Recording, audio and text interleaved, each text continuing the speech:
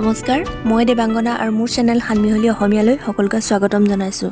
আজিৰ এই ভিডিঅ'টোত মই কেইটামান ফকৰা যোজনাৰ বিষয়ে ক'ম, যিবোৰ মানুহে সততে ব্যৱহাৰ কৰি নাথাকে আৰু খুব কমকৈ ব্যৱহাৰ কৰে। আচলতে আমি যিবোৰ সততে ব্যৱহাৰ কৰি থাকোঁ, সেইবোৰ আমি সদায় শুনি থাকোঁ আৰু তাৰ অৰ্থও জানো। আৰু যিবোৰ যোজনা আমি বেছিকৈ ব্যৱহাৰ নকৰোঁ, তাৰ অৰ্থ হয়তো ভালদৰে নাজানো। আৰু এনেদৰে ব্যৱহাৰ কমকৈ কৰোঁতে ইয়াৰ অৰ্থবোৰ লুকাই যাব আৰু ভৱিষ্যত প্ৰজন্মই ইয়াৰ অৰ্থ কিনো তাকো বুজি নাপাব। সেয়েহে মই এই ভিডিঅ'টোত কেইটামান সততে ব্যৱহাৰ নকৰা ফকৰা যোজনাৰ বিষয়ে জনাম। আচলতে আমাৰ প্ৰত্যেকটো জাতিৰে নিজস্ব ভাষা আছে আৰু সেই ভাষাৰ মাধ্যমতে জাতিৰ সাহিত্য গঢ়ি উঠে। প্ৰথমে ভাষা, তাৰ পাছতহে সাহিত্যৰ সৃষ্টি। ভাষা নোহোৱাকৈ সাহিত্যৰ সৃষ্টি হ'ব নোৱাৰে। কিন্তু এইখিনিতে এটা কথা ক'ব পাৰি যে লিখিত সাহিত্যৰ ৰূপটো পোৱাৰ আগতে মৌলিক গীত, মাত, প্ৰবচন, ফকৰা, সাধুকথা আদিত থকাৰ প্ৰমাণ পোৱা যায়। আৰু সেইবোৰ নিৰক্ষৰ জনসমাজত মুখে মুখে গীত পদ ৰচনা কৰি মৌখিকভাৱে প্ৰচলন হোৱা ৰীতিটো চলি আছে। এনেধৰণেৰে মুখে মুখে প্ৰচলিত হৈ অহা লোকগীতসমূহে বিভিন্ন যুগৰ পৰিৱেশৰ প্ৰভাৱত পৰি মুঠ খলাই আধুনিক গঢ় লয়। সেয়েহে লিখিত সাহিত্যৰ সৃষ্টি হোৱাৰ আগৰে পৰা লোকসাহিত্যৰ সৃষ্টি হৈ আহিছে বুলি আমি ক'ব পাৰোঁ। লোক অৰ্থাৎ জনসাধাৰণৰ সাহিত্য।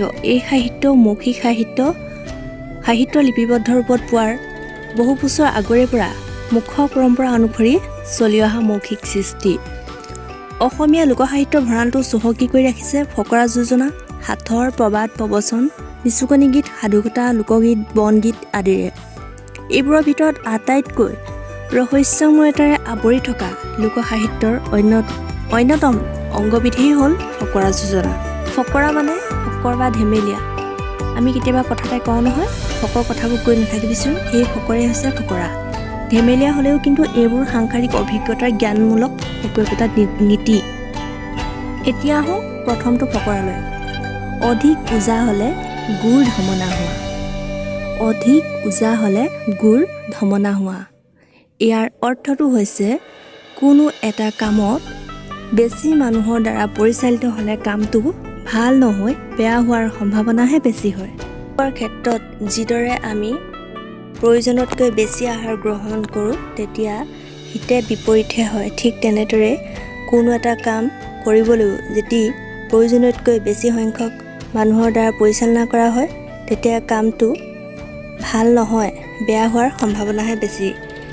কিয়নো প্ৰয়োজনতকৈ বেছি মানুহ হ'লে কামটোত আউল লাগে। ২ নম্বৰ ফকৰাটো হৈছে অলপ অৰ্জন বিস্তৰ ভোজন, সেই পুৰুষৰ দৰিদ্ৰ লক্ষণ।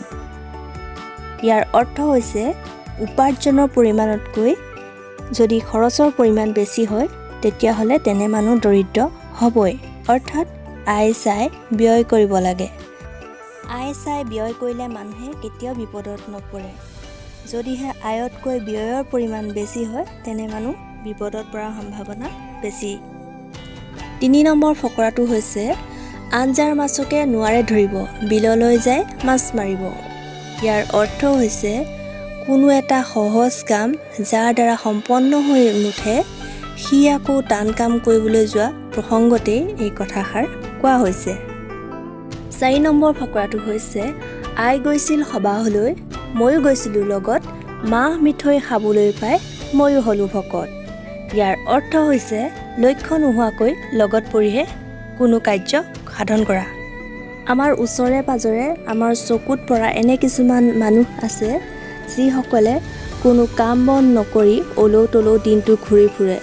আৰু তেনে মানুহে যদি কোনো এজন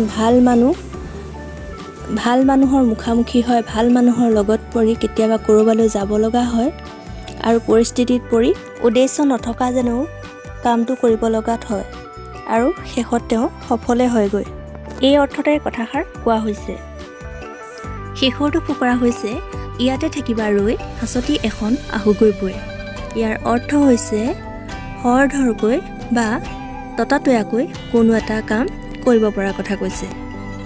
ভিডিঅ'টো আজিলৈ ইমানতে সামৰণি মাৰিছোঁ। যদিহে আপোনালোকৰ ভাল লাগিছে, তেনেহ'লে এটা লাইক দি আমাৰ মনোবল বৃদ্ধি কৰিব, লগতে চেনেলটো ছাবস্ক্ৰাইব কৰিব আৰু শ্বেয়াৰ কৰিব। ধন্যবাদ।